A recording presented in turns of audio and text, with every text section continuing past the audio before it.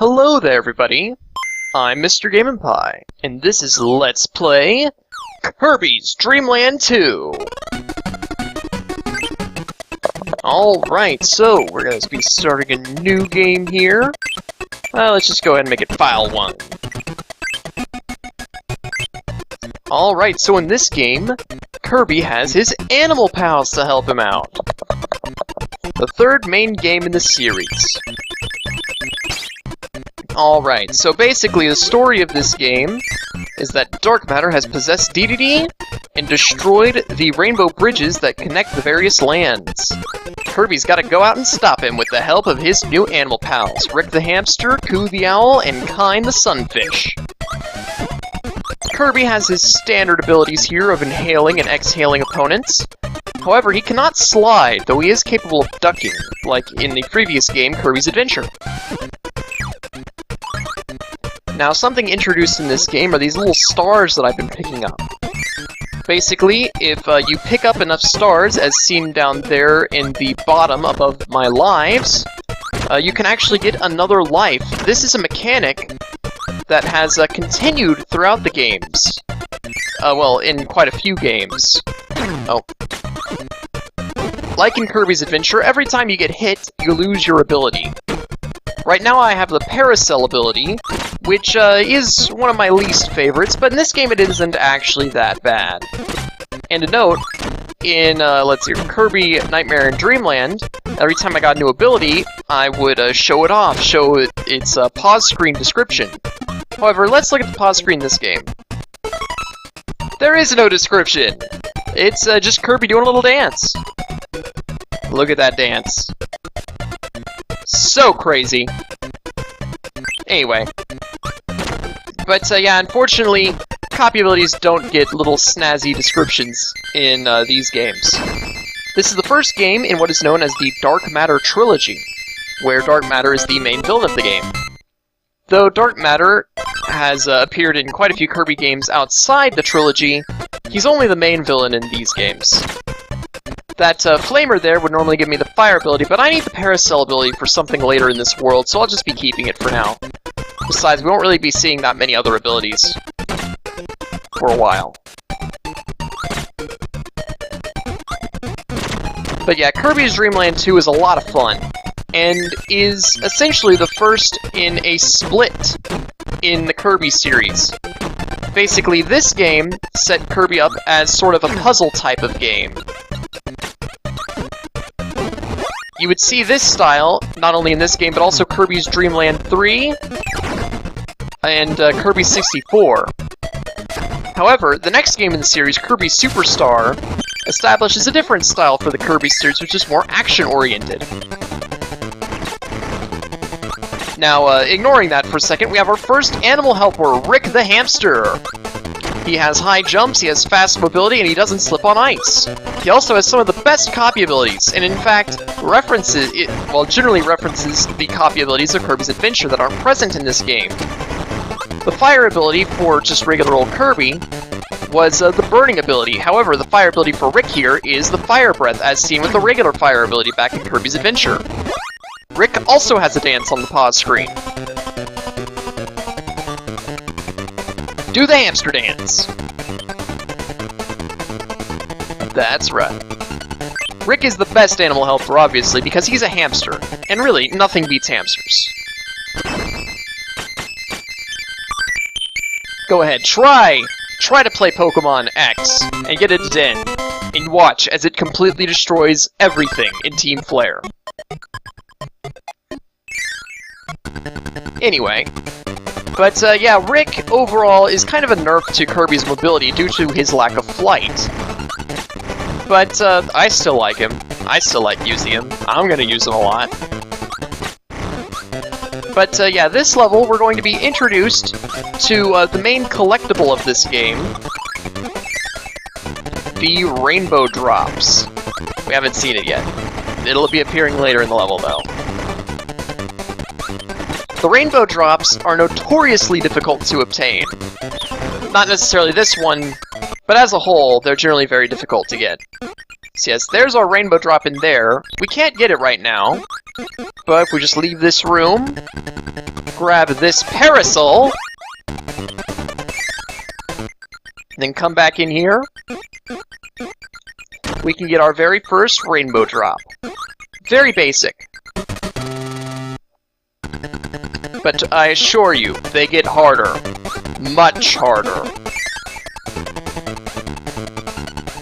But yeah, Parasol Rick is, it's an okay ability.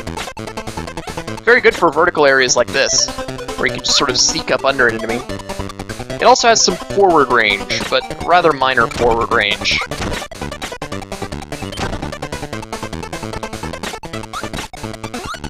Rick is such a talented hamster.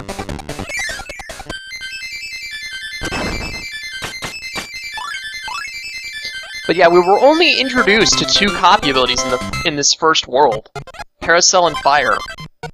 But there are more, though not nearly as many as in many Kirby games. Alright, so here we have our first boss, Wispy Woods. The bosses in this game are generally difficult, though Wispy still isn't hard. He starts with a mask on, which severely neuters his abilities.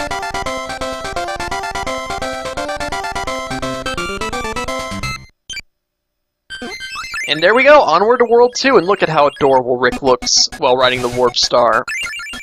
Isn't that just the most adorable thing ever? Oh boy, and here's our second animal partner. That's Koo for you, everybody. Alright, time for Rick to go into action. Rick can inhale in this game, which isn't the case in Kirby's Dreamland 3, which is also a game that has the animal helpers. I don't think that they did the animal helpers quite as well in Dreamland 3, but I'll get to that whenever I get to that. Which will be some time from now if you're watching this as it first comes out. Just completely destroy everything with an umbrella. Actually, I'll get the Fire ability. Fire Rick is a bit more straightforward than Parasol Rick. Especially since we're going to be fighting a Scarfy, and it helps to have a little bit of range on that guy. Switch our hamster for an owl. Alright. Fire Koo is much like burning, except it's, well, downward as well. Which is nice because Koo naturally is able to fly upwards, being an owl. And yes, that is Koo's ability. He flies. Now Kirby can already fly, but he has to effectively stop for a moment to release air from his system before attacking. Koo has the best aerial mobility of the game. And he also has some pretty solid copy abilities, like this cutter ability here, which is a spread shot.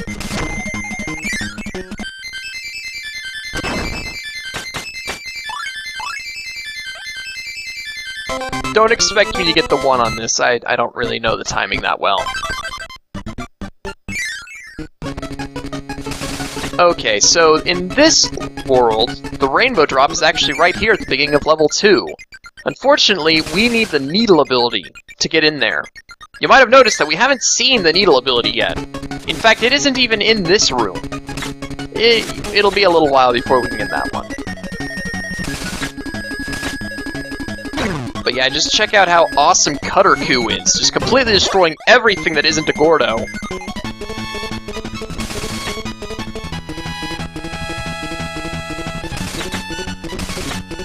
But yeah, this room was definitely made with Koo in mind, considering how many mid-air platforms there are. Let's see, I believe that this room has the needle ability. Scarfies. Even after defeating a Scarfy, they explode, leaving behind damagingness. Aha, here we are. This is Spiky. He gives us the needle ability. That's Sirius's name. His name is Spiky. Not exactly the most creative name in the series, but you know, whatever. It gets the point across. Needle Koo isn't really all that useful. I'd even go so far as to say that he's less useful than regular Needle. Which is something that happens occasionally. Every once in a while you get that copy ability that is actually more useful with Kirby alone than Kirby with a partner. But hey, now that we have the needle ability, we can go back into this level and just fly straight down. and then get our rainbow drop. We don't even need Ku for this one, but it's nice to have him anyway. And unlike more modern Kirby games, you can actually just exit the level and you keep the rainbow drop, as you can see on the world map here. Boom, rainbow drop right there. Though it is interesting that in the game where you collect the rainbow drops, it's on the black and white Game Boy, which is slightly colored in thanks to the fact that the Game Boy player does that. Or more accurately, the Game Boy Color and the Game Boy Advance do that, and the Game Boy player was made with those systems in mind. Alright, now Paracel Ku. Paracel Ku is pretty broken. It's basically the tornado ability, except you have more control over it. So yeah, this is easily one of the best abilities in the game. Just fly straight through everything, nothing can stop you. And what do you know, we have the Paracel mini-boss. Paracel isn't exactly the strongest move to use, but considering all the invincibility frames it gives you, there's really no reason to complain.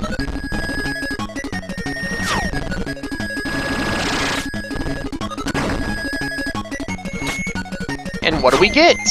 It's Gooey! That's right, if you have the animal partner that would normally be found in a particular bag, you'll find either Gooey or Blob. Gooey will restore your health by a little bit, while Blob will give you an extra life. And generally you want to see Blob more often, because Gooey only gives like 1 health. In the Japanese version, Blob was actually a little girl, from another video game, I believe. However, the idea of putting a little girl in a bag was generally frowned upon in the States, so she was changed for other regions. Into, well, a blob.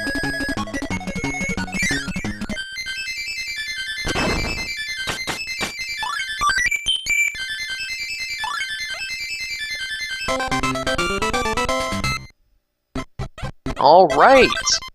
Onward!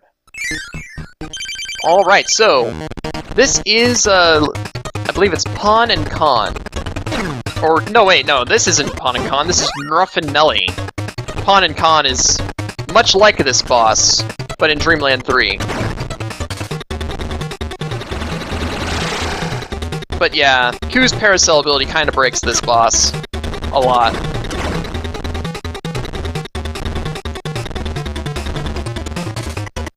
Normally, you would have to inhale all the Nellies that come out. Those are the smaller ones. And then shoot them at Nuff here.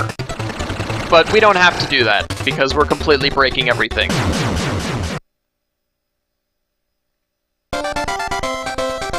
And there we go!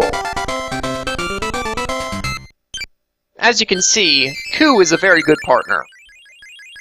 The partner that we'll be getting in this next world is less so. Meet Kine, everybody! You'll be seeing him next time on Let's Play Kirby's Dreamland 2 Part 2. I'll see y'all later.